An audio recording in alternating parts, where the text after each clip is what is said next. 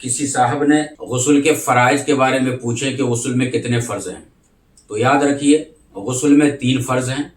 Number 1 کلی کرنا۔ دیکھیے غسل کے اندر جب آپ کلی کر رہے ہیں تو منہ بھر کے کلی کرنا ہے، اور اگر منہ کے اندر مصنوعی دانت اگر آپ نے لگا رکھا ہے تو مصنوعی دانت وہ ہے جس کا دانت قدرتی دانت مکمل طور پہ ختم ہو گیا ہو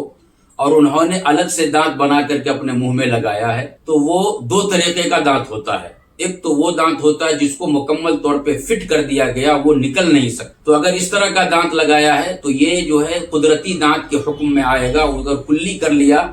تو وہ فرض ادا ہو جائے گا۔ لیکن اگر ایسا دانت لگایا ہے کہ حسب ضرورت اس دانت کو نکال بھی دیا جاتا ہے، پھر ضرورت پڑی تو پھر اس کو لگا بھی دیا جاتا ہے، اگر ایسا دانت اگر اس نے لگا رکھا ہے تو ایسی صورت میں جب وہ وضو کر رہا ہو تو وضو کی سنت کو کمپلیٹ کرنے کے لیے وہ دانت جب وہ نکالے گا پھر کلی کرے گا تو وضو کی سنت ادا ہوگی۔ اور اسی طریقہ پر غسل کے اندر جب وہ غسل کر رہا ہو تو اس کے اندر جب وہ کلی کرنا ہے تو اس دانت کو اس کو نکالنا پڑے گا، پھر اس کے بعد وہ جب کلی کرے گا تو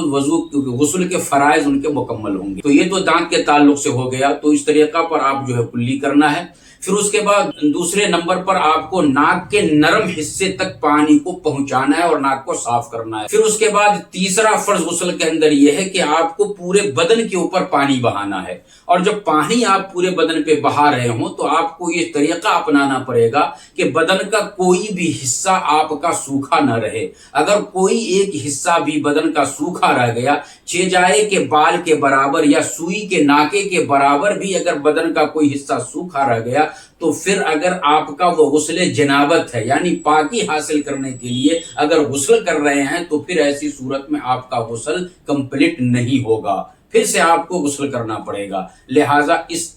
ان چیزوں کا آپ کو غسل کے اندر خیال رکھنا ہے کہ پورے بدن کے اوپر اچھے طور پہ پانی بہانا۔